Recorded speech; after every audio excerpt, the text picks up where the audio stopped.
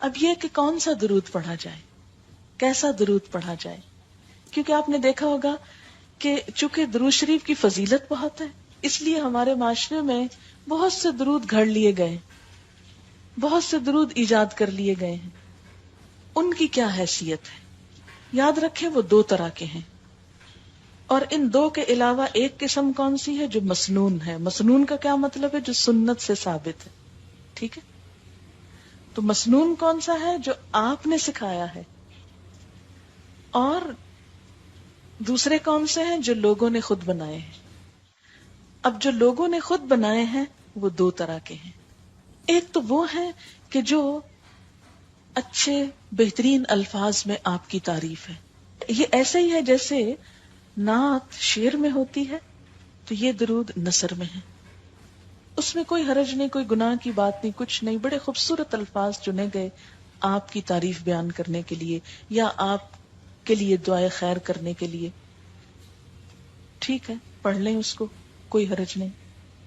لیکن کچھ درود ایسے بنائے گئے ہیں کہ جس میں آپ صلی اللہ علیہ وسلم سے محبت کے اظہار میں غلو کیا گیا ہے، آپ کی شان کو حد سے بڑھا کر بسا اوقات اللہ تعالی کے برابر کر دیا گیا ہے، یا آپ کو وہ صفات دے دی گئی جو دراصل اللہ تعالی کی صفات ہیں. ایسے میں چونکہ شرک شامل ہو جاتا ہے اور نبی صلی اللہ علیہ وسلم کی نافرمانی بھی ہوتی ہے، کیونکہ آپ نے خود منع فرمایا تھا لا تطرونی کما اطرت النصارى عیسی ابن مریم، مجھے میری حد سے آگے نہ بڑھاؤ جیسے نصارہ نے عیسی ابن مریم کو کیا کیا تھا، ان کے درجے اور مقام سے آگے بڑھا دیا اور کیا بنا دیا، اللہ کا نبی کہنے کی بجائے اللہ کا بیٹا کہہ دیا. تو فرمایا اے میری امت کے لوگوں تم نہ ایسے کرنا، مجھے میری حد سے آگے نہیں بڑھانا. اچھا ہمارے ہاں کیا ہوتا ہے عام طور پر کہ نبی صلی اللہ علیہ وسلم کے لیے بسا اوقات تعریف کے الفاظ کہتے ہوئے یہ کہہ دیا جاتا ہے نور من نور اللہ، آپ نور ہیں اور اللہ کے نور سے نکلے ہیں. جیسے عیسیٰ علیہ السلام کے لیے کیا کہتے ہیں؟ اللہ کے بیٹے، یعنی اللہ سے پیدا ہوئے. بیٹا پیدا ہوتا ہے نا کسی سے، ویسے تو نہیں بیٹا کسی کو کہہ سکتے. تو قرآن پاک میں کیا ہوتا ہے؟ لم یلد ولم یولد، نہ اس نے کسی کو جنم دیا نہ کسی سے جنم لیا، نہ جنم دیا کسی کو نہ کسی سے جنم لیا، نہ اس کا کوئی بیٹا نہ وہ کسی کا بیٹا. تو اسی طرح اللہ تعالی خالق ہے اور باقی سب اس کی مخلوق ہیں. اس لیے یہ کہنا کہ کوئی چیز اللہ تعالی سے الگ ہو کر ہمارے سامنے آئی اور وہ اللہ ہی کا حصہ ہے، یہ پھر شرک ہو جاتا ہے. اور شرک کیسا گناہ ہے؟ کبھی معاف نہیں ہوتا. ان اللہ لا یغفر ان یشرک بہ ویغفر ما دون ذلک لمن یشاء. اللہ تعالیٰ اس بات کو معاف نہیں کرے گا کہ اس کے ساتھ شرک کیا جائے، ہاں اس کے علاوہ باقی گناہ جس کے لیے چاہے گا معاف کر دے گا. اچھا بسا اوقات ہم شعر بھی ایسے پڑھ لیتے ہیں، مثلا وہی جو مستوی تھا عرش میں خدا ہو کر اتر پڑا مدینے میں مصطفیٰ ہو کر. تو اس میں کیا ہو جاتا ہے؟ شرک ہو جاتا ہے.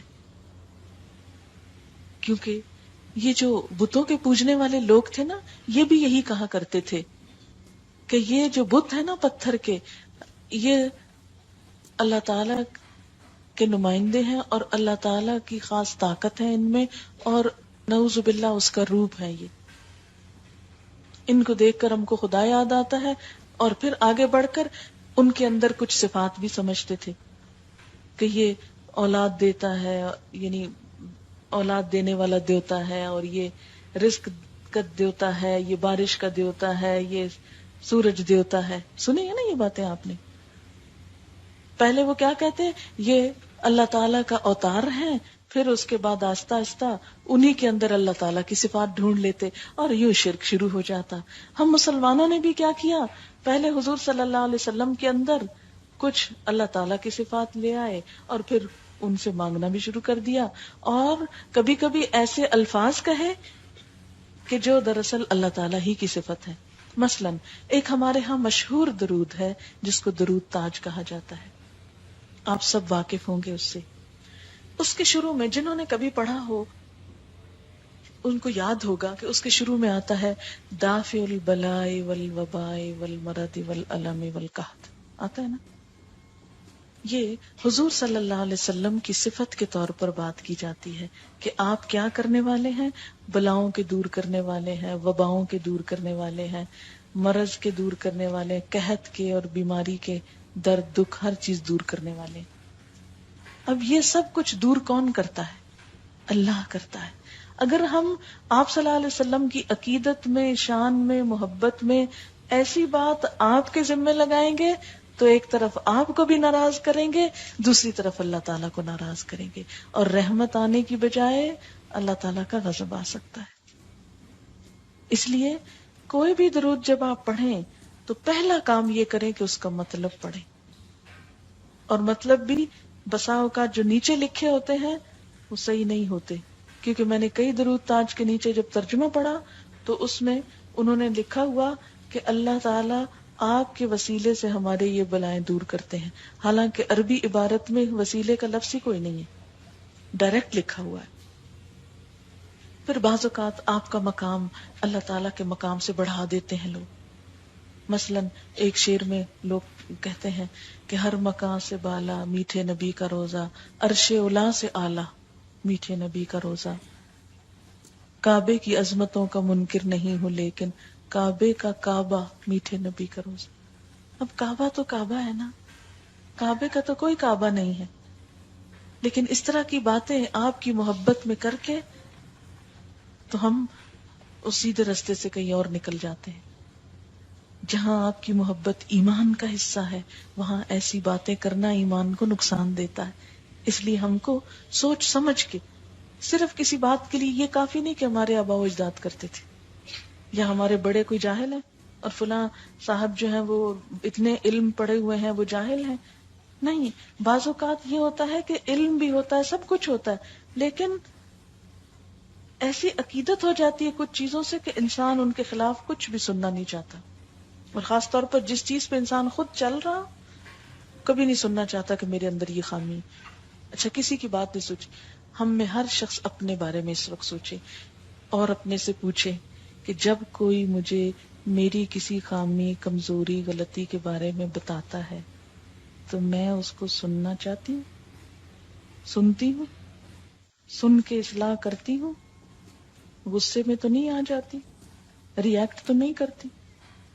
تو کیا ہوتا ہے؟ کرتے ہیں نا ریئیکٹ. ہم میں سے کتنے لوگ ہیں جو خوشی سے تنقید سنیں، اچھا اور بتاؤ میری غلطی کیا ہے. کبھی کہا ہم نے کسی کو؟ نہیں کہتے. اور اگر کوئی بھولے سے بتا بیٹھے تو ہم اس کے دشمن ہو جاتے، اس سے تو اب ملنا ہی نہیں، یہ تو بس میری غلطیاں بتاتا ہے مجھ کو. تو اس لیے جب کوئی ہم کو یہ بتاتا ہے نا تو فوراً کہتے ہیں ہاں یہ وہابی ہوگا نا اس لیے مجھ کو منع کر رہا ہے. وہ وہابی کیا چیز ہوتا ہے؟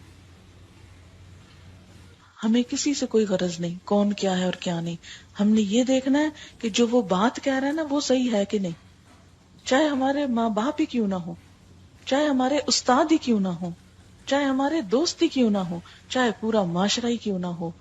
ہم کسی کی بات کو اس لیے نہیں لیں گے کہ